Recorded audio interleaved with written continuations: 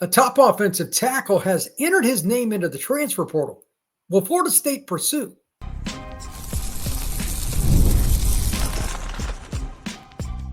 You are Locked On Seminoles, your daily podcast on the Florida State Seminoles. Part of the Locked On Podcast Network, your team every day. Welcome back into Locked On Seminoles. I am your host, Brian Smith, longtime college football writer and recruiting analyst. Thank you for making Locked On Seminoles your first listen each and every day. We're going to be talking transfer portal, quarterbacks, and a little recruiting today, but the first part is the most important. We've asked this several times, and I've had people ask on the Locked On Seminoles YouTube page, what's Florida State going to do with the portal? They're going to add more players. Are we done on the offensive line? That's important. To that point, are they going to do anything different with the quarterback situation? Thomas Castellanos, he's your starter, but who's the backup? What's your depth like? What do you expect? Should they maybe grab somebody in the portal? And as far as recruiting, there's a really good trend going on here. Florida State is bringing in guys committed elsewhere for unofficial visits, trying to get them back on campus for OVs. Florida State's doing some good work. So let's start off with the top guy in the portal for the spring window. It officially opens on April 16th, and that runs through the 25th of this month, but he's getting in the portal. His name is Xavier Hill, offensive tackle from Memphis. Ironic, because that is where Mike Norvell coached before coming to Florida State. Xavier Hill, 6'4", 320 pounds, and he's a guy that, quite frankly, is a powerhouse. As far as his abilities, he's played left tackle, right tackle, and offensive guard. And he's a guy that has seen both the P4 and G5 levels. He started his career at LSU, played a little bit, then transferred back to his home area. He's from Olive Branch, Mississippi, which is literally just right across the line in Tennessee. And it's a suburb of Memphis. And now he's with the Memphis Tigers, finishing up his career there before going to another school to be a grad student. Here are the numbers for Xavier Hill from Pro Football Focus and why I think Florida State should make a run at him. He would be their fifth lineman from the portal. If it wasn't an elite player, I wouldn't even bring this up. But I expect this kid to get phone calls from everybody. He's a two-time all-conference player and offensive grade from PFF last year, 83.2. Pass protection, 86.8. That is flat out elite.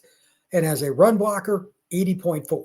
Again, Xavier Hill plays at Memphis, and he is 6'4", about 320 pounds. Size, experience, grades out good. And here's the other thing. As a lot of people know, they've probably heard this phrase. I even had a coach tell me this recently. Your best ability is your availability. That's an old saying in sport, especially brutal sports like football, where injuries happen. During the last two seasons combined, Xavier Hill has 1,756 snaps. That is the definition of durability. Florida State has not been a durable unit. They haven't been talented enough. They haven't been versatile enough. He fits in all those categories. So when you check all three of those boxes, you need to at least make a phone call. Maybe they don't want to spend that much. Maybe they don't really want to do it. If you don't make at least a phone call to find out what's going on with Xavier Hill, why?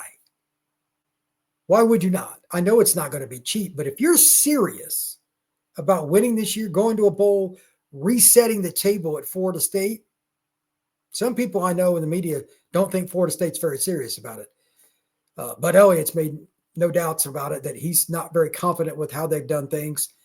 And Bud's a friend of mine, and I get it. He's an alum, and he's a diehard Nole, and he's even said that. So I get it. But here's a way to prove Bud and everybody else wrong. If you want to win, talent is the number one thing to do. If you want to lose, sit idly by. We'll find out soon enough. The young man will announce whatever school he's going to after he takes some visits, etc. But if Florida State is not involved in this, it will very much tell me that they don't want to spend the money. I don't want to hear we're good, because Florida State's depth on the offensive line is not good. It's not. I don't want to hear it. I don't need anything else from anybody. I know what the roster looks like. I may not be at practices, but I saw the games last year. And if the guys that were backups couldn't beat out the ones that were starting, I really don't need to know a whole lot more. Florida State is eons from where they need to be in terms of their balance of their depth chart on the offensive line. So for one thing, to start off the show here tonight on Locked On Seminoles, they should absolutely be a gameful entrant into the sweepstakes for Xavier Hill. If they are not, again, that shows me that they are not serious about winning. They're just going through the motions, trying to fill Doak Campbell Stadium, flat out. If I'm wrong about this in any way, shape, or form, I could only see that being one way. The coaching staff wants to go after it, but the collective or however they do it doesn't want to. I guess there could be a disconnect there, but I would be surprised because they know after a 2-10 season, they need some clout. They need to get it going. And by the way, it would be nice to have a guy that's going to be a high draft pick on your offensive line in game number 1 against, who is that? Alabama. Just saying. If you want to protect Thomas Castellanos, if you want to be in a situation where you're not just in a good situation with the offensive line, you already got 4 transfers that are good players. But if you want to create competition, which, again, I know I use this reference a lot, but Bobby Bowden, he always had guys offensive line all the way to the secondary.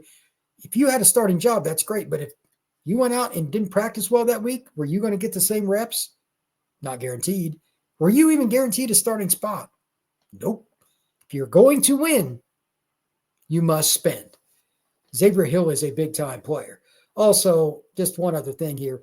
If Castellanos goes down, we'll go into this more in a few minutes, but if Castellanos went down, how faithful are you if he went down somewhere in the first 3 games and he's done for the year, broke his ankle or something like that? How confident would you be they could make a bowl? Offensive line help make that go away. You're going to have hits no matter what position you play. Even the punter gets hit once in a while. But overall, the number one thing here to think about is, can they go out and do it? Sure they can, but will they? Florida State needs to prove to me and everybody else, their fans, their boosters, that they want to win. Xavier Hill is a flat-out NFL player in waiting. They should definitely make a run at him in the portal. I was surprised, honestly, to see his name in the portal. Again, numbers 83.2, 86.8, 80.4. He's a really good player across the board. There's just no reason not to go after him. You could find a way to fit him into the lineup, and he might be your best lineman almost immediately. Even if he just enrolled in the second part of the summer's second semester of summer, you'd be okay. But he would be here in June, early on, go through the whole training session. I think he would be a plug-and-play starter at either right tackle, left tackle, or one of the guard spots. It wouldn't make any difference. You could reshuffle the line if somebody got hurt. So I think they should. One other thing on the portal before we move on to the quarterbacks. If Florida State does spend on, and it doesn't have to be Hill in this case, but if they do spend big on the portal for one guy, you can make an argument in a million different directions on what position, linebacker, D-end, D-tackle. There's a million ways to go with this. All I ask is that it's a fit for the scheme that they're trying to run. Running back's about the only spot that I really don't think at this point they need to add anything. They're in a pretty good spot, but they need to find a way to add something from the spring window. It's not just a player here. You're committing to the team, the roster this year, the boosters, the whole 9 yards. There is no shortcut here. You have to spend. It's not going to be cheap in the spring window in any year. You must spend. So we'll see if they do that. When we come back, we're going to talk about the quarterback position. What is the depth like for Florida State? We don't have access to all the practices. We don't have access to the injury reports and all that stuff.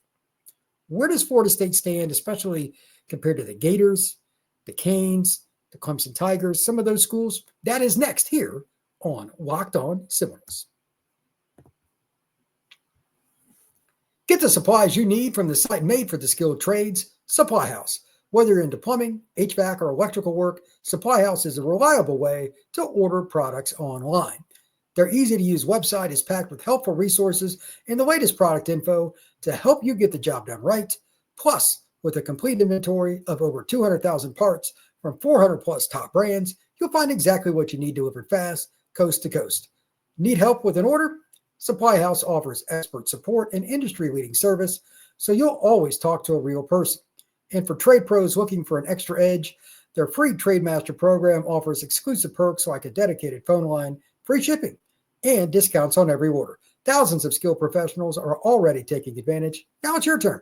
Join the TradeMaster program today at supplyhouse.com/TM and start ordering plumbing, HVAC, and electrical supplies with just a few clicks. Plus, use promo code SH5 for 5% off your first order. That's supplyhouse.com. Where will Florida State be at the completion of spring ball at the quarterback position? Meaning injuries, the depth chart, what they could do if Thomas Castellanos left the starting lineup. Everybody knows he's going to be the starter. Where are they? Do they have any viable options after this year? Remember, Thomas, technically senior. I don't know. Some people have argued he has another year, but he's never had a year he played under 4 games to my knowledge. So we'll see how that, or under 5, I should say. I don't think he's going to be back for another year after this. We'll see if he can. It would be great, but I'll look that up now just to be confirming that. But if he's out for any point this year, where does Thomas Castellanos sit on the sidelines and leave Florida State? Obviously, you've got a quarterback depth chart that isn't exactly ideal for a Malzahn offense, but he's used different guys at different times. And Brock Glenn can run, Trevor Jackson can run, and Kevin Sperry can definitely run. But none of those guys seem to be a quote-unquote pure fit because of either experience or their athleticism, and you need a complete package to run this offense. Malzahn's offense puts a lot of stress on defenses, but it's also a lot of stress on the quarterbacks themselves. So if you're going to do that, and you're going to look at this roster this spring, and you're towards the end, do you at least consider taking another portal player, even if it's just a backup to get you through this year? I think you should. And I'm not saying that it's a perfect answer regardless of what you do, but there has to be a way in some capacity for him to look at it, talk about Malzahn, and then just cross-reference with Norvell and everybody else in the offensive room. Hey, are we really where we want to be? Because Thomas is going to run some this year, and I'll ask some questions on this momentarily. But if he goes down, are we going to be able to do anything, especially if it's very early in the year and everything's still trying to gel? I'm not feeling too good about that. I'm not saying I don't like Brock Glenn. I just don't know if I like him in this offense. He can run a little, but traditionally, Gus needs a quarterback that is more or less a running back. Predominantly, he's a running back. And if you don't like that, that's fine. But at the same time, I don't see how that's going to work out real well for anybody if that happens. Game 2, game 3, Thomas goes down. You don't have a viable option that's a truly good runner. How are you going to get through that? They might run some wildcat and do some creativity, but again, I just don't think Brock is a great fit for it. He can throw it around. He's a pretty good athlete, but they need somebody dynamic. So I offer the following questions here about the quarterback position. Take these as you will, and if you would, comment on YouTube or shoot me something on X at LO_Seminoles. Thomas Castellanos, his health, if he goes down, do you hit the portal is the first thing we're talking about. But how well do you think Brock Glenn just picks up the offense is my second question. Do you think Brock is going to be able to pick it up and fire away and be comfortable? It's a lot of RPO. It's not a ton different than what Norvell and the Noles ran last year. But at the same time, it's still different signals and different things with it. And is he going to be comfortable being a main threat as a runner? I'm a little iffy on that. As for Trevor Jackson and Kevin Sperry, it's just experience. Trevor's a preferred walk-on, and he's on the roster, and he's a heck of an athlete. I have no idea. Kevin Sperry being a true freshman, he's strong as heck, 200 pounds, good athlete, but he's a true freshman. Is he going to be able to make post-snap reads? I highly doubt it, especially when teams run match defenses like cover 3 match. It's super complex. It's a defense that Saban came up with and has kind of revolutionized college football, and it's a pain for experienced quarterbacks. They go up against a complex defense like that, good luck. So I don't feel real good about it. Again, I revert back to my original point. I would go get a backup quarterback, even if it's a guy that just played at an Ivy League school or a Sun Belt school, somebody that just wants to be at Florida State for a year or two, pick up his graduate degree, that's fine. I would go that route. Next, overall, forget the Thomas Castellanos being out. How well do you think Florida State will throw from the pocket this season? Just straight drop back, let it fly, whether it's play action or it's a 3-step drop, a 5-step drop, a rollout, anything you want, you can go in. But most specifically here, just drop back, read the field, and throw. I bring this up for 2 reasons. Number one, every offense has got to be able to do it to a certain degree because you're not going to just run the ball on everybody. And number 2, if you're going to keep teams from putting the extra defender in the box, you got to be able to drop back and just swing it sometimes, even on 1st and 10. 2-minute offense, things of that nature. You must be able to be looked at as a team. Okay, they're going to throw it on this down. We know it, but we can't stop them. How well will Florida State do it? The other thing I'm concerned about, I'm not sure about the receivers yet, especially with all the injuries this spring. That's a little concerning. Okay, to that point, how much confidence does Castellanos and the rest of the quarterbacks have in the receivers not named Deuce Robinson or Squirrel White? Like Squirrel just came back, but he's a proven commodity. Is there confidence in that group?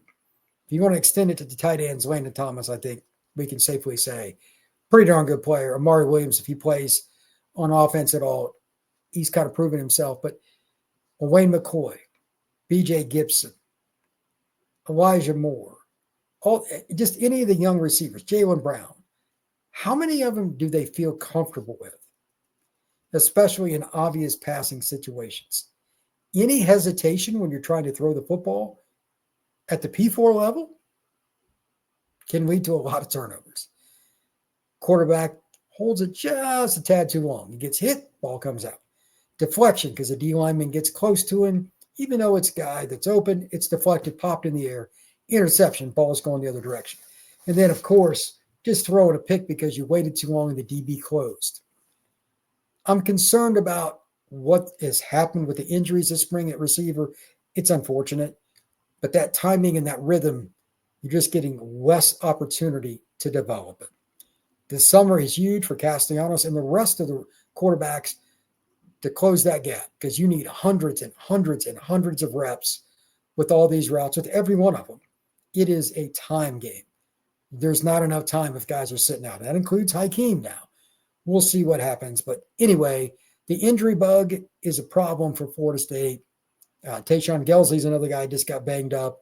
He's going to sit out the last few spring practices. He wasn't expected to play a ton this year, but still, we'll see how it goes. Danzy, the young freshman that played a little bit last year, he'll be a redshirt freshman this next year. How does that work out? They got to find a way to make some of these guys viable. They got a ton of speed, ton of talent in the young receiver group, but are they ready? I'm not so sure. Number 6, can a backup be competitive if Thomas is out against Clemson, Miami, Florida, NC State, or any other team that just has a quality defense? I don't have an answer to this one for the quarterback position, but again, it kind of goes back to the whole portal thing. You at least have to consider it.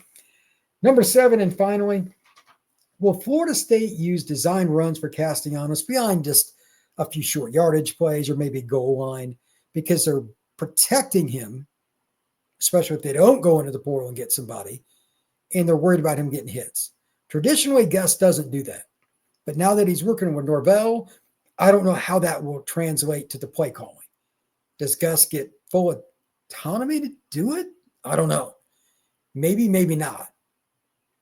If they don't allow Thomas to take off when he wants, you're going to mitigate some of the big gains, but you also mitigate risk for him sitting on the sidelines being injured. I don't know the answer to how you handle that. My guess is he only gets, besides a couple of short yardage situations, a reduced number from what he might have gotten when he first went to UCF or in his first year at BC. Keeping him healthy is a priority in my eyes. They've got enough good running backs and enough speed at receiver and tight end. I don't think they need to risk it that much, but I don't know what Gus and Mike Norvell are going to come up with. So we'll see how that goes. When we come back, we've still got a little bit more to talk about with recruiting. Got a little good news there. And I also want to finish up with just some kind of general thoughts about my expectation for what's going to happen with recruiting over the next few weeks. That is next here on Locked On Seminoles.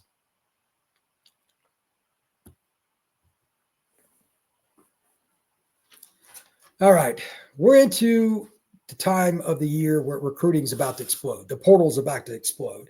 Anything that you can imagine with roster management, now is the time. It started today. I talked about Xavier Hill earlier today. He's one of the best players to enter the portal over the last couple of years because it's so rare to find offensive tackles. That was an easy guy to choose and pick what you can talk about with him. But recruiting is still the bread and butter, and Florida State's trying to build.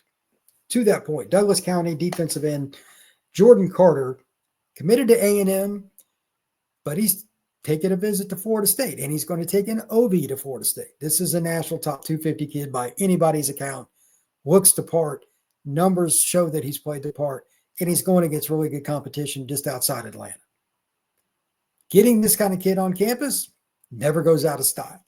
I've said it several times in the last few weeks. I am happy with how the Florida State staff has attacked going after kids that are committed elsewhere, and just overall bringing in prospects for unofficial visits, because that leads to official visits. The more unofficials you get from a player, the more likely that they'll not only say it, but they'll do it in regards to coming back for their OV. Florida State's done a good job, and they need to build their defensive line depth, and that's very, very important. Now, to finish up, here's my overall thing. You will not find a day in the next month, month and a half, that there isn't some kind of recruiting and or portal news. Probably both in regards to what either Florida State could be doing because somebody just got in the portal, or a visit that just took place with a high school player or a portal player, a commitment. Who's going where in terms of visits? If it's not Florida State, who's the competition bringing in? It is going to be wild. The transfer portal is open from the 16th to the 25th. But as spring ends here, there's a bunch of kids that are going to visit Florida State for the spring showcase, albeit private, whatever they want to call it, the drills and all that. We could have commitments. There's a commitment possibly tomorrow. There's a commitment possibly coming up this weekend. There's a lot of things that are going to happen. If you haven't ever followed recruiting, right now would be a good time to start because it's going to be wild. They're going to win some. They're going to lose some. But here's my one expectation. I expect Florida State's effort, which has been good since beginning of January. It's been really good, to even go up another notch. They're finally gaining some momentum. Well, you might as well finish it out. Florida State has done all the legwork. But you got OVs getting ready to start in May. That's forgetting for Florida State. Some schools have some April visits. But you're going to be bringing in kids. You got the spring evaluation period that begins here soon too, all the way through the end of May. Florida State will be all over state of Georgia and the state of Florida, et cetera, going to high schools and whatnot, getting transcripts and all of that. I expect some commitments and some big-time names to add Florida State either to their name to the Florida State commitment list, or at least some players that I haven't talked about much yet, adding their names to the OV list. This is a critical time for Florida State recruiting. They can't lose on that, just like they can't lose on the portal. A little more selective with the portal, I'm sure, but high school recruiting is your bread and butter. They need to make sure they hit the home run. Thank you once again for making Locked On Seminoles your first listen each and every day. Truly appreciate you stopping in and talk some Noles with me. Make sure you leave a 5-star review on Apple and everywhere else you download your pods. Please like and subscribe and check us out wherever you get them. We'll see you again tomorrow on Locked On Seminoles.